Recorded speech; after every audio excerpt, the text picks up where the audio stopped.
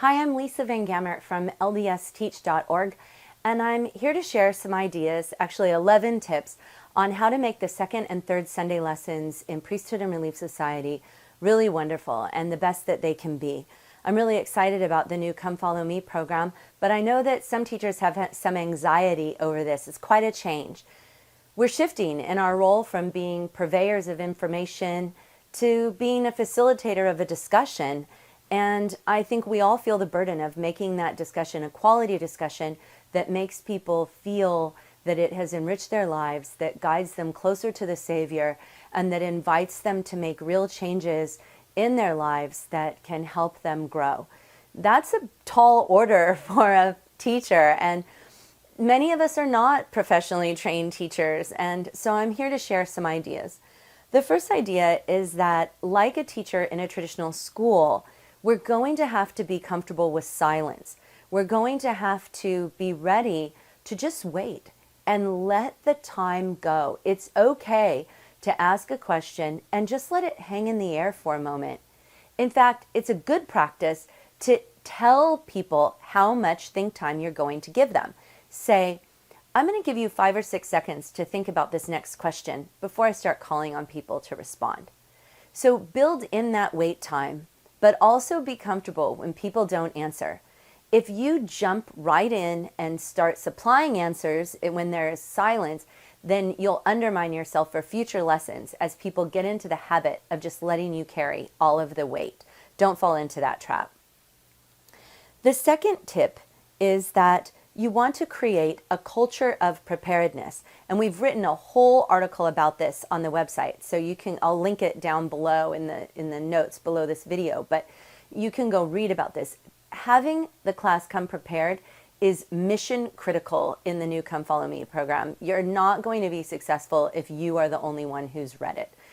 So if you are having difficulty with getting people prepared, even if you follow all the tips that we have, then one of the things that you can do is contact a few people who you know and trust and know support you ahead of time and ask them specifically to read the lesson so that at least you have a few people, kind of plants, I guess, who are ready to support you. You do want to be very, very careful not to be the only one who shows up ready to discuss the topic. Next is that you really need to prep the questions ahead of time. And you need to share those questions. This is part of the preparation, is to give people time before they're sitting in the actual meeting to think about some of the questions that you're going to ask. Now, I'm not saying that you should send out a list of 32 questions that you have ready to go. I'm saying maybe select 2 or 3 of the most important questions. And of course, some of those possible questions are already given to us as suggestions in the church resources. But carefully consider the questions you want to ask, and we have a question stems handout that might be helpful for you in this, and I'll link that in the video below as well. And so make sure that you're spending quality time thinking about what questions are most likely to elicit good, strong responses. What I mean by that is nobody likes to answer questions that are things like, what is bright yellow and shines in the sky? That is a disrespectful question, right? So we don't want to ask things like that are only going like that are only going to give you kind of very, very basic answers that don't really go anywhere. The real problem with that is that the lessons become very samey after a while because the same answers apply to essentially every single topic.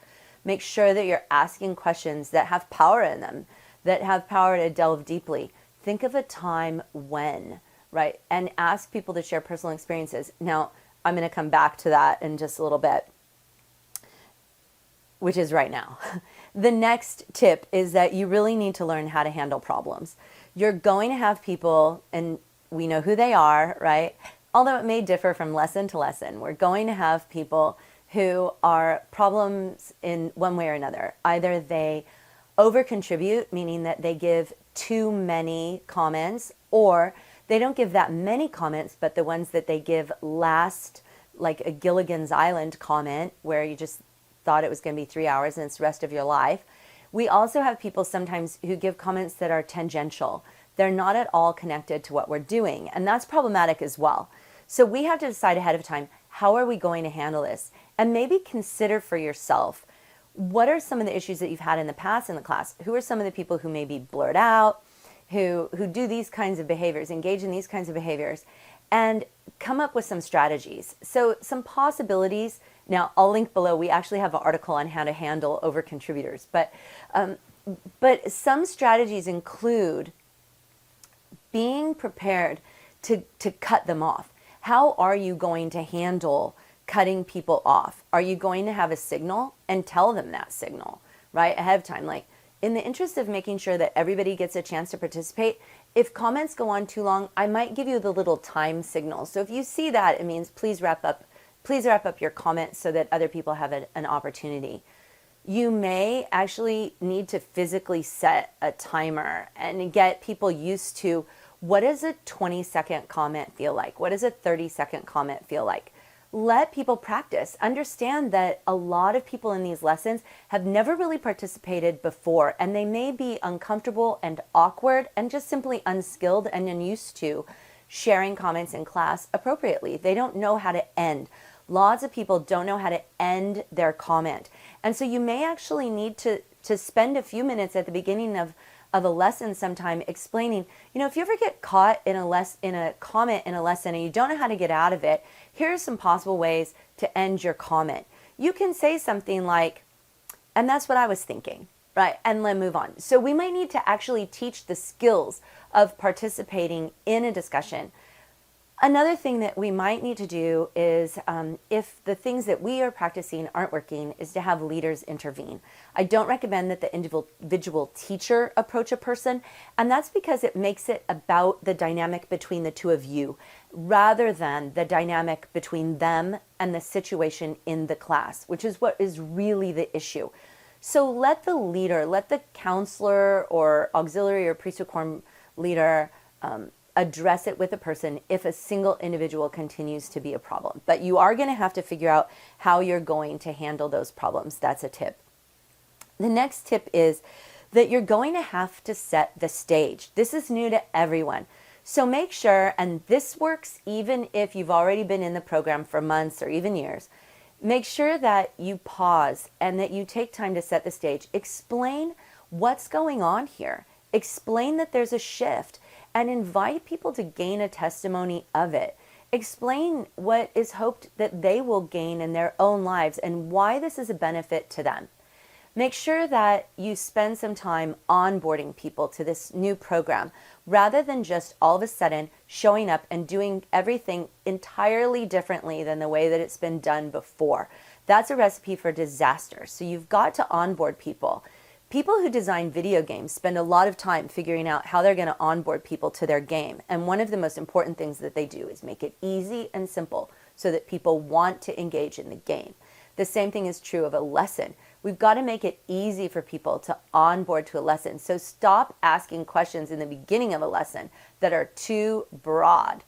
What do you like about the Book of Mormon? Or what have you prayed about? Right? These questions are so broad as to be useless, and we have to onboard people to the program and to the individual lesson. Next is, we have to make sure that we have identified for this lesson, in each and every lesson, what will happen in the life of the learner as a result of this lesson. So it should be a verb, right? What will they feel like they want to do? What will they feel like they want to change? What will they feel that they want to share? What will they feel that they know? What will happen as a result of this lesson? And if you as the teacher are not clear about that, where the power of this lesson really lies in the lives of the people in the class, then you're not ready to teach the lesson. Keep preparing until you know. You've got to identify that, because otherwise we're just sitting around chatting. And very few people want to spend time just sitting around chatting with a group of people who they may or might not know that well. So we want to make sure that our lessons have an opportunity for personal power and growth. And we, as the teacher facilitator, are the ones responsible for identifying that with the assistance and guidance of the Holy Ghost. Next, we want to make sure that at the end of the lesson, we invite or challenge. I don't really like the word challenge that much, because typically we don't like it when people issue challenges for for us. We usually prefer to choose our own challenges. Exceptions to that would be things like when President Hinckley challenged everybody to read the Book of Mormon in about a minute and a half. Then we like that when it's someone like that. But in general, if you're just another member of my ward, I don't really want you telling me what to do. I mean, not me personally, obviously, I do want you to tell me what to do. Most people don't like it. Most people like to set their own challenges. So I prefer to say invitations. I would invite you this week to consider how you can better avoid spiritual crocodiles, how you can deepen your study of the Book of Mormon. I would invite you to increase your study of the Book of Mormon by 1 minute every day this week, so that by the time you come back next week, you're studying 7 minutes more a day than you were this week, right? A specific invitation that then can be followed up with the next week, which is the next tip. Part of this program is that we're going to have follow-up, and that's actually a really good way to handle things. If the lesson is not followed up on, it just goes in a vacuum. This is a good memory tool. If we don't continue to revisit what we've learned, we will forget it. But by revisiting it, we actually make it more likely that the lesson will be more powerful in the lives of our students. So make sure that the teacher the following week follows up with what the invitation was the week before, or you may even have the teacher who taught the second week do the follow-up at the beginning of the third week class, and the third week teacher do the follow-up at the beginning of the fourth week class, and so on and so on. This is a good way to do it, and I would suggest that in the past, Relief Society teachers and Priesthood Quorum teachers may have been able to only show up to Priesthood or Relief Society on the weeks that they're teaching. The Come Follow Me curriculum does not allow for that. You have got to become an active and participating member of your group, and you must show up each week participating yourself if you're going to be effective. One of the problems if you don't show up is that you're going to end up not knowing what was discussed the week before. You could end up being redundant on accident, and you also just don't show yourself as being someone who's fully engaged. And full engagement is what we're looking for in this program. The next tip is that we have to resist the urge to over-prepare. In the past, we've had teachers who would come with 5 or 6 pages of notes and they read them to us. That is not on the table anymore. It's simply not an option. What you're going to come with is even something as small as an index card with your questions written on it, and then maybe a couple of notes for yourself about where you're going to take the discussion if one of the questions that you ask is a dead end and leads nowhere. So you may have a couple of things about a personal anecdote you might share very, very briefly. So make sure that you are not dominating the conversation, and if you have a lot of material with you, you will dominate the conversation, even if you don't intend to. Remember, they are not there to be lectured at. They are there to have a discussion that you are leading and guiding. So lead and guide the discussion and resist the urge to bring too much material. Next, and this is the last one, is that you still need to vary your methods. While it is a discussion, there are lots of ways to hold a discussion. People can have discussions in small groups. You can use a think, pair, share activity, which how that works is that you would give them something to think about, give them time to think about it, and then have them match with a shoulder partner who then they would turn and share with, rather than sharing out to the whole group. This is a particularly effective technique for those wards where there may be a lot of people who are uncomfortable sharing in front of everyone. They may feel that they don't have that much to contribute, that other people have far more gospel knowledge and experience than they do, and that they just aren't really that valuable of a contributor. When you do a think, pair, share and allow them to share in just with 1 or 2 other people, you invite them to find value in their comments. It's interesting how many wards have this dynamic. So before you just brush that aside as not useful to you, I'd invite you to consider that if you are a teacher, you're probably not one of those people, and that there are people there, even people who've been members of the church for a very long period of time, who question the value of their contributions. And part of this new program is to help everyone realize the value of the contribution, because as we contribute, our own testimonies grow and develop. Another possible activity is a gallery walk. A gallery walk is where you put material up on the walls and you let people walk around and read and engage with that activity. It may have a little bit of reading and then some questions, and people can discuss those questions with each other as they get to that that thing on the wall. It may not have a reading at all. It may be just a question.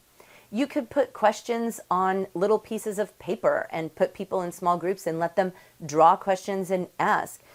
You can do read and report activities. And this is especially a useful one if you feel that people really aren't reading ahead of time, that you haven't developed that culture of preparation yet, is to, but remember, go read our article on how to create a culture of preparation. But if you haven't got that developed yet in your ward or in your organization, then one of the things that you can do is hand out pieces of the talk, small pieces of the talk, and let people in small groups read those and then discuss the questions or share out there.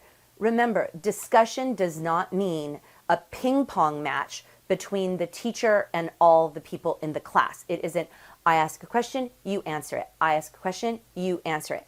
Because of that, it's also important to make sure that we are leading people in bouncing questions off of each other. That it isn't just, like I said, back and forth between the teacher and participants. It's also from participant to participant. So you can say things like, that's an interesting idea. Who has had something similar happen in their life?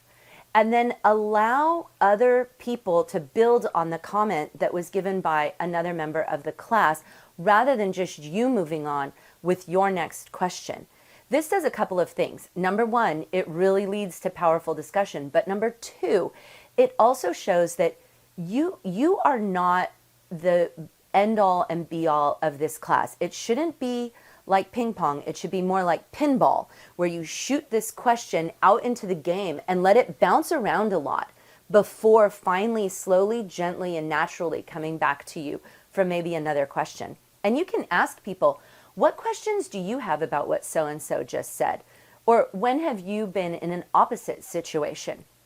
Make sure that you're using the responses of the members in the class to build further questions.